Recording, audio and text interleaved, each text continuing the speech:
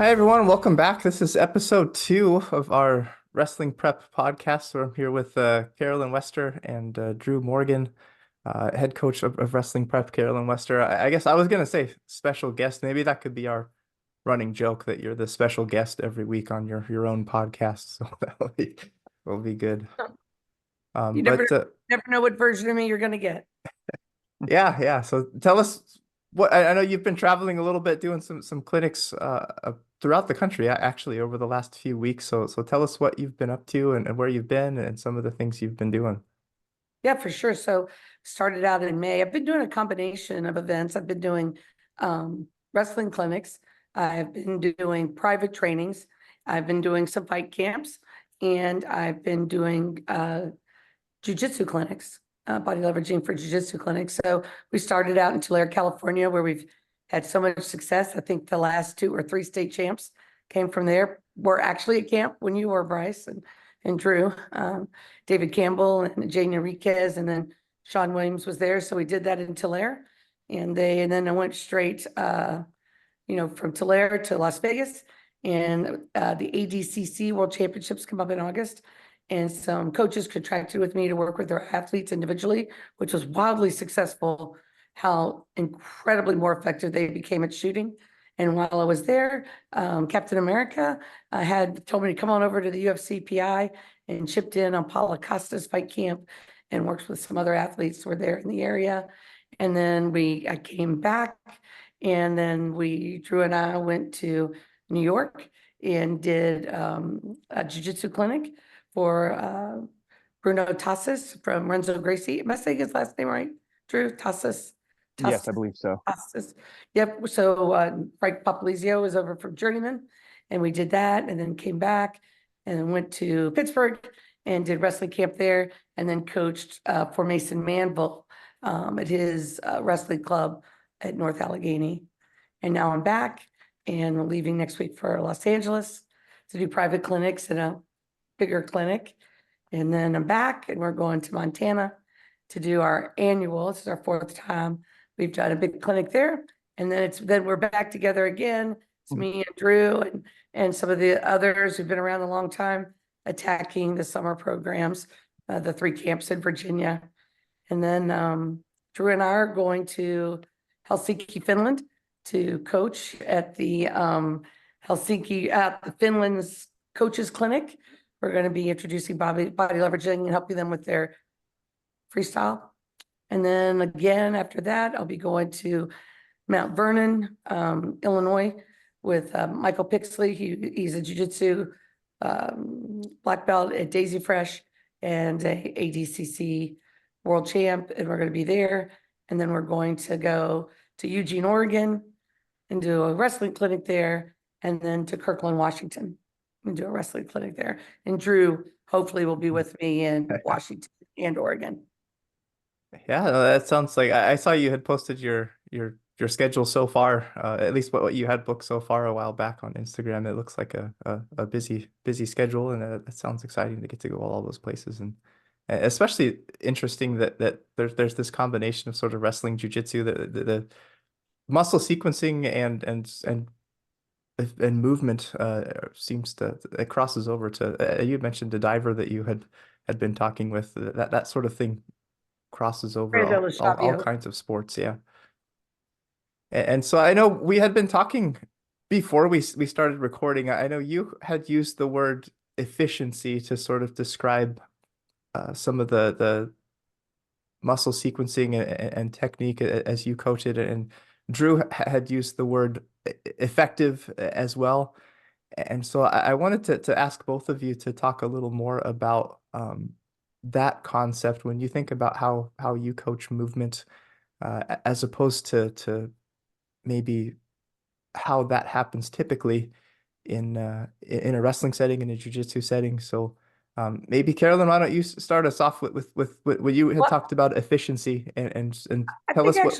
I think actually Drew should Okay, start. sure. Yeah. Drew was one of the first people, he and Angel Cejudo were one of the very first people to come and say, Okay. hey, I was watching these big time people wrestle, and they are doing what you do. you teach it more effectively, Okay. potentially efficiently. So you want to start, Drew? All I'll right. jump to you. Yeah, definitely. Yeah, we were just talking about, what different topics to speak about for wrestling prep, and especially as we get into, especially the jiu-jitsu community, as I feel like, particularly on the wrestling front, that's a really untapped market, that can really improve jiu-jitsu as a whole. So we were talking, and for me at least, I think the big place that wrestling prep, that Carolyn and the way she teaches the muscle sequence order and just math-based wrestling is really on the effectiveness front. And that can go in a multitude of ways.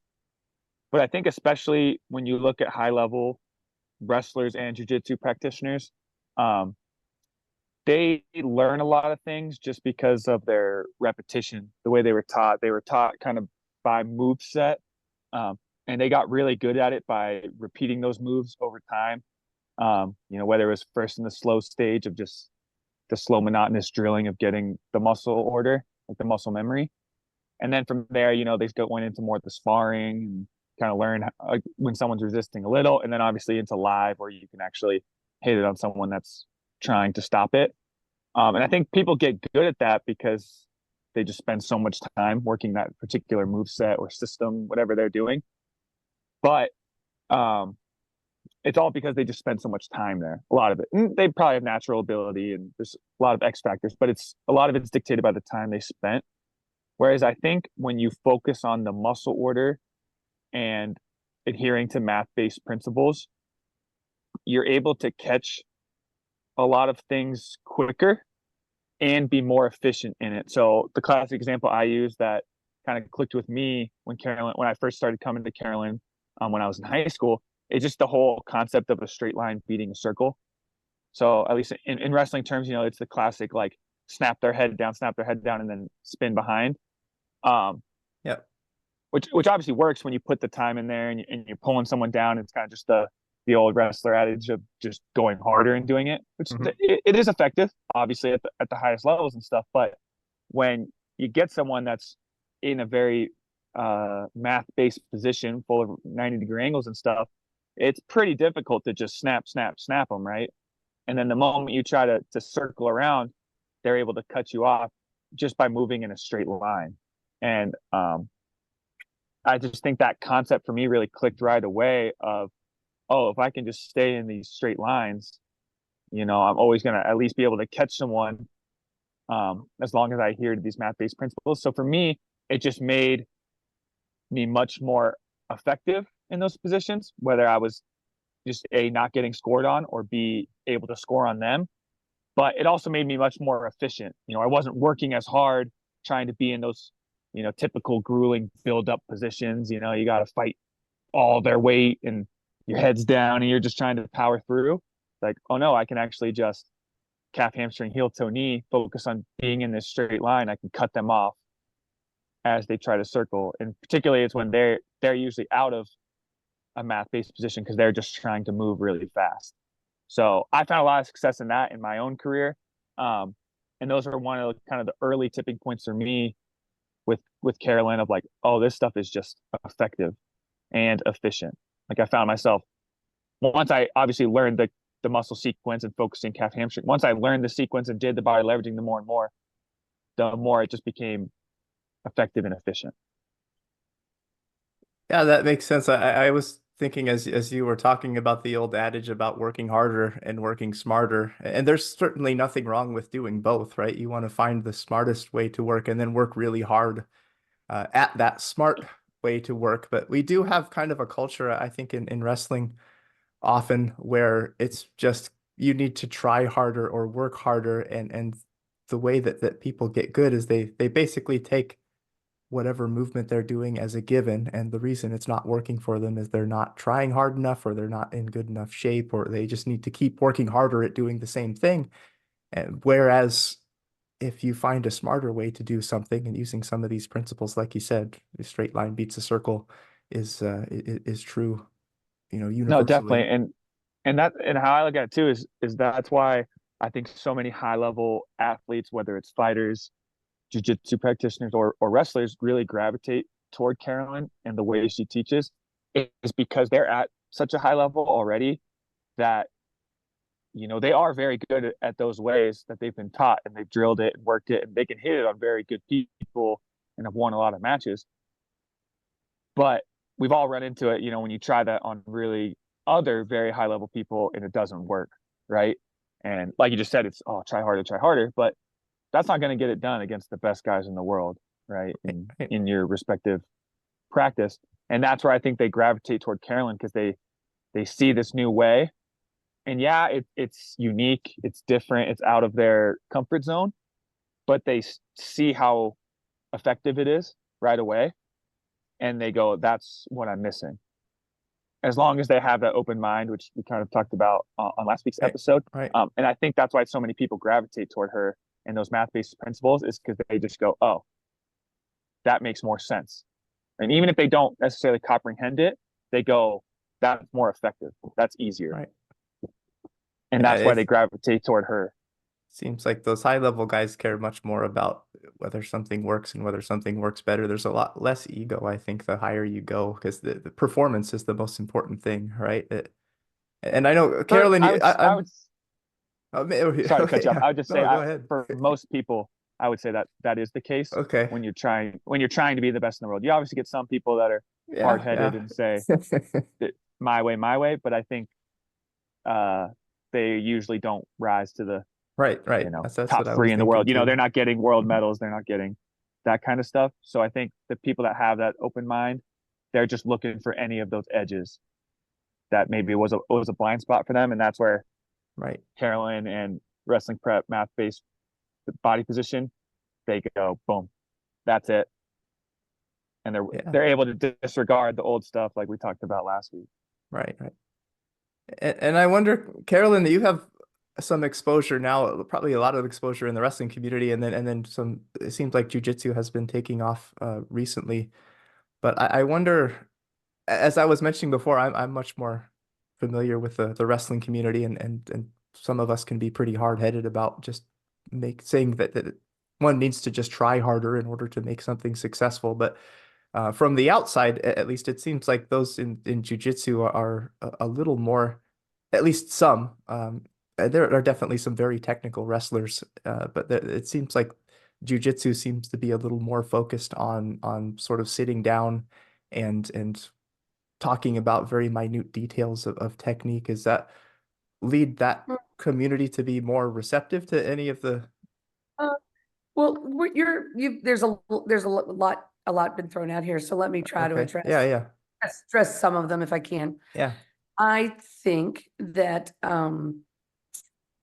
people, when I literally put my hands on someone and can demonstrate to them the difference in power in the movement I'm watching them try to make, that high level person, a fighter, jiu-jitsu, wrestling, they are immediately thrilled, because the amount more power I can generate than the muscle usage they are is makes them extremely enthusiastic.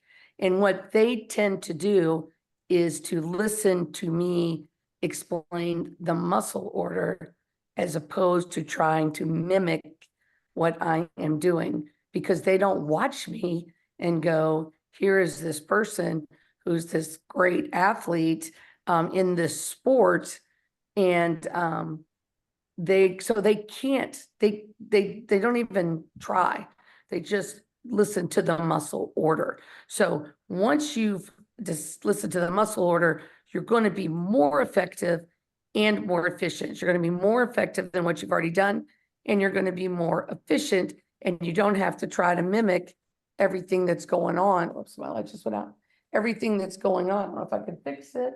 Everything that's going on in everything that's going on. So that makes a huge difference. And what you have is sort of this conundrum people find themselves in. There's a whole group of people in all of these, all these practices, wrestling, jiu-jitsu, striking, MMA, who feel, I've put so much time into doing these things, I don't want to let it go. This has to be right. I can't, it's almost like their ego controls what they're doing, and they think, I put all this time in, there can't be something more efficient. but anybody who's experienced the difference between a 4-sided figure and a 3-sided figure knows that it's more effective and more efficient. And they jump, they jump on that. I think in general, wrestling people are brought into the wrestling community and told that they are entitled to success based on the number of years they've wrestled. So when someone says, I'm an elite wrestler, I say, why are you an elite wrestler? Well, I've been wrestling 6 years. Why does that make you elite? I'm not being a sassy pants. I just really want to know, because I don't think that's really it. I think being open-minded and effective, and then putting it in your training and then in your competition and integrating it over time is what makes you elite in either sport. And in terms of jiu-jitsu, I think that jiu-jitsu, for the most part, right, a large part, there's not much of a community wrestling for sport, exercise, or community after they're done with high school in a club with other people who come and spend money just to wrestle together. But in jiu-jitsu, you have this entire community of people who are interested in doing this sport for a variety of reasons, and they're looking for the hack. They're looking for the hack in math-based movements, sequential body order, than learning body leveraging so you can get better at math-based movements, sequential body order, sequential muscle order is appealing to them. And that's what Captain America, Eric, keeps, is led me to believe, and I trust him, and I think he's exactly right. And it's the same thing Javier Mendez has tried to tell people a few years ago when he came back from Dubai, maybe 3. He had this real urge to make sure that he got my story embedded into one of his podcasts, because he said, the world cannot pass what you've done by. You've done something that no one else has ever done. And you, hopefully it'll take off, but if it never does at the national and international level the way it should, I want to make sure everybody knows what an incredible striking coach, wrestling coach, and you are, not because you're this good-spirited person, which you are, but because the math-based sequential muscle order is the most efficient and effective way to proceed in our sport. And there's also been times when people have said to Javi, well, who should be my wrestling coach? And he'll say, Carolyn. And he said, but she's going to need to be in your corner too. And they've said, oh, I don't want the aesthetics of a woman in a corner is not appealing to me. And, Javi, I think initially was afraid to tell me. He did an interview, and the interview person said he was kind of afraid to tell me that. I said, oh, no, I think that's fantastic, because if you're so narrow-minded that the gender, or you're concerned about someone looks like in the corner, especially after some of the characters you see in a corner, you're never going to be able to comprehend what I'm doing anyway. So thank you. Just saved me some time.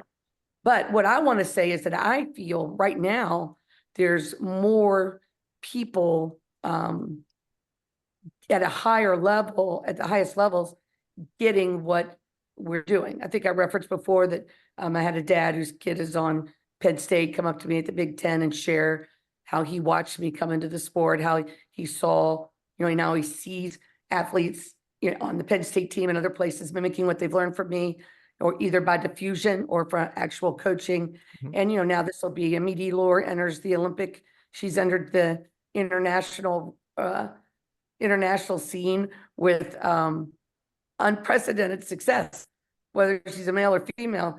And her first 5-6 years were spent with me body leveraging and doing math-based movement. And I think we're going to have more people rise up. And I think the higher level college coaches, I've always had huge acceptance from Kerry Colott. Drew can say yay or nay to that. And Rob Cole and Mike Evans and Sean Gray, who just left Princeton for Stanford. And just all of a sudden now it's more important. People are saying from places like the stage at the US Open, you want your athlete to be good, they need to spend a couple of summers with Carolyn Wester. If you want to go, I've heard people talk about just all kinds of people that I had very little to do with, but it was on their periphery saying, I wish I had more time with her. Mm-hmm. And I think coaches now are starting to understand, especially as they're starting to go into this generation of kids who are raised a little differently. We're not talking about grandchildren of World War II vets. We're talking about kids who've come up without any of their family, majority of their family participating in a world war, no grandparent, no. And so the difference in sort of allowing a hierarchy to tell you what to do is changing. Plus this generation, and then, the last couple of generations coming in have to use the social media, and they can learn and spread and share that was just not available. So their mindset, their way of learning what they think is acceptable, whether or not they feel entitled, like some older people might say they feel entitled, but they just feel this is their world too. And they don't have to come up the line the same way as everybody else. For them, what I do is money, because I am not asking them to lift weights and go running and do all these other things and then do this series of warm-ups that are gymnastics that are just to loosen them up or for athleticism, but it's not all those things getting the same things all together and only having to do one, body leveraging, math-based sequential muscle order, as opposed to all these different things. And they like that more because they do want to do other things more so than just the straight and narrow sort of 85% of your life is this path. And I think that's going to continue to evolve that way. We're just at the end. We're just at the end of the kids who've been coached by people who are grandchildren or children of World War II or, Holocaust survivors or any, insurgency in other countries. We're at the end of that. Yeah, so they come from a much different culture, so they have a different mental mindset. I know there's a lot of talk in strength and conditioning as well, just sort of the athletic fluency of kids coming up as well, because they were raised in a different environment where they were probably not doing a lot of the things physically that that older generations were doing outside. Back in the olden days, your parents would just kick you out of the house and tell you to come back at sundown. That doesn't seem to happen much anymore. And so the not only, I guess, their mindset is different, but also their physical abilities are different. So sometimes perhaps starting from scratch and thinking very intentionally about muscle contraction and sequencing and movement is probably even more important with a generation like that. We had that experience. Drew and I had that experience when we were in New York. There were some extremely high level black belt jiu-jitsu practitioners there, and we had one practice in the morning and one in the afternoon, and there were literally maybe 4 or 5 participants who called in sick to work or had a doctor's appointment for 2 days in a row. I mean, who wanted to be there. And when I would, if I would just say to them, front roll there or back roll, then I would say, put them in the L level position and say, contract your calf, hit your hamstring, chin on your chest, calf, hamstring, heel toe. And they could get it right away when I was speaking it. And I think that was exciting to them because they've all been trying to do things for a long time. They're just mimicking, they're watching somebody versus whose shoulders are rounded, their shoulders are rounded. Well, I mean, it just isn't the most effective way. So I feel that the way Drew and I teach, or I teach, when we stick right to muscle order, right, makes such a difference. And I saw that with Mason Manville's athletes in his club, Tiger Wrestling, out of North Allegheny and outside of Pittsburgh. And Mason, he's a really special adult, and he's just finishing up his seminary degree and is a super gracious person. So when I went to start, instead of standing right in my mix, or he just went away and just let me do it. But I could see how excited he was, because on the other end, he's showing all the other coaches and they're all excited, and the kids were thrilled. And those things, I mean, I think a lot of people go to clinics, they're thrilled, they get a picture with somebody super special, an NCAA champ or All-American that year. they put it on their wall and they say, "Ooh, you know, what a great experience." But how much even better would be if I was the room and David Carr, Roman Bravo Young, or whoever is doing their movement and the kids are trying to do it. And I said, okay, guys, now let's think about it in terms of math-based movement and body leveraging. David Carr is using his muscles in this order.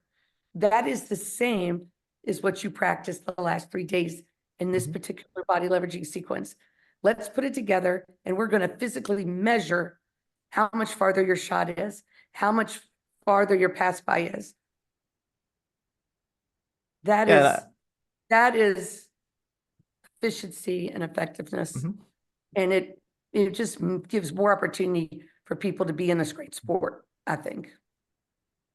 Yeah, I think, go ahead, Drew. Sorry, Coach, I was just saying, I think that speaks to kind of that younger generation and stuff, and being open-minded. It's just to the sense of when you can see how much more effective it is, either by feel, because you're drilling it on someone and you can just feel it, you know, you're shooting and you're hitting them so much harder using the right muscle order, or like Carolyn said, you can measure it. There's measurables.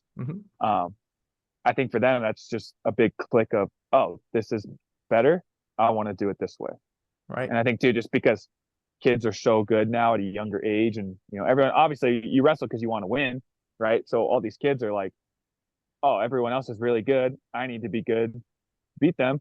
They see how much more effective this is and efficient. They're just going to gravitate towards that. I think it kind of speaks to what Carolyn was saying with this younger generation. I think a lot of them, that's why this math-based and sequential muscle order just click. And I just say too, keep your thought, Bryce. But I want to say too, when I encounter, so I'm in, you know, the heart of PA is the heart of wrestling for sure. I mean, they think they are. And when I go to coach, any hesitancy that's around my gender has to do with lack of familiarity with a woman coach, not because they think women are inferior. Okay. This generation coming up does not think women are inferior. And I don't mean that the other 40 to 50-year-olds, 35-year-old fighters think women are inferior. I don't think they do. But I think they have grandparents who operated in a home system, which still works very well today, where one person in the family is the breadwinner and the other one cares for the kids. But, you know, they grew up where the preponderance of that was women, and men being the money makers and women being the homemakers. And I think that generation, it's a disconnect. How could this be? And then it doesn't usually take very long for that to go away, you know, on a normal person who has a functioning self-image. And but I just want to say that about this generation.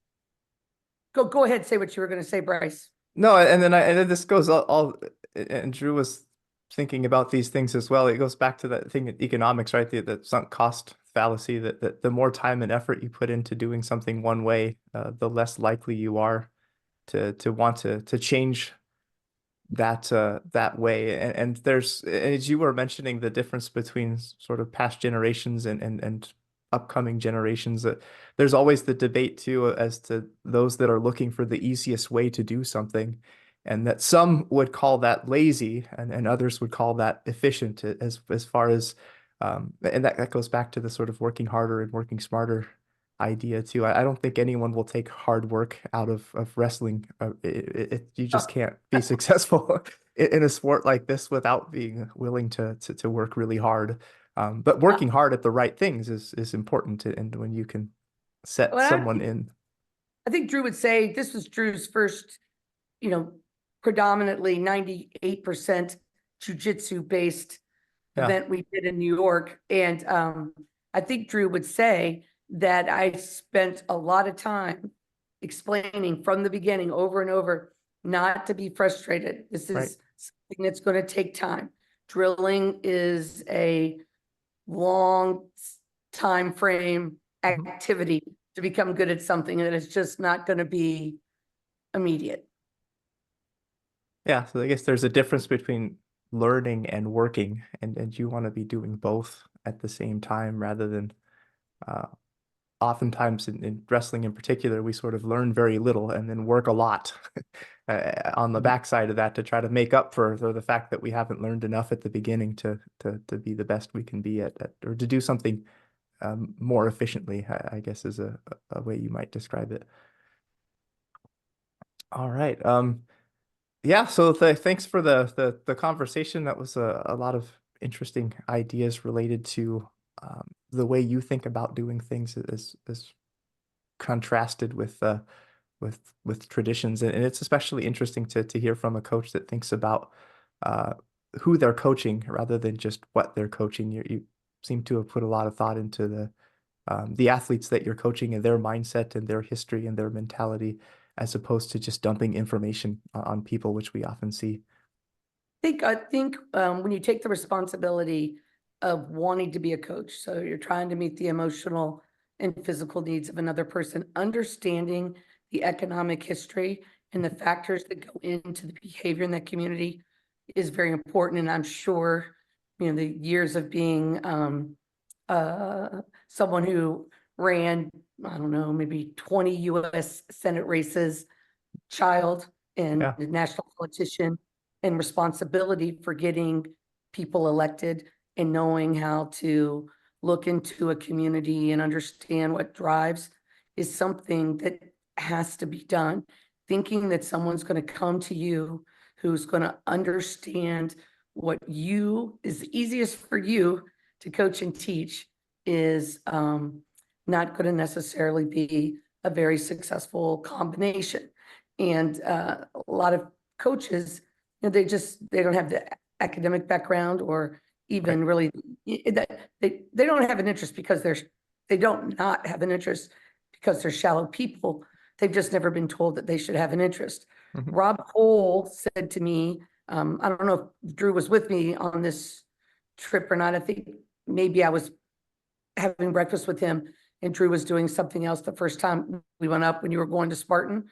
And yeah, Chrissy was with us, right? The three of us. Yeah. And Rob said to me, you know, as a dad, he would always want his kid to go to a team where the coach had already had children. Because once you have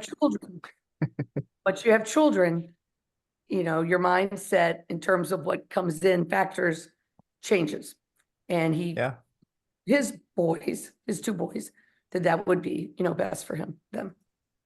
I know I changed a bit as a teacher when I had my own kids as well. You kind of see some of the behind the scenes that you're not privy to as just an adult without kids as a parent. And you certainly can be an effective coach, I imagine, and teacher too, without having your own kids. But it definitely gives you some perspective that you were lacking prior. So that would definitely be good for a future conversation to talk a little bit about as a coach and knowing yourself and how that impacts your coaching. And then even Drew as an athlete, I'm sure that's huge as well, knowing who you are as an athlete, having a good idea as to what type of person you are and what type of things motivate you, and bringing that into practice, into competition and things like that too. That would be an interesting future conversation.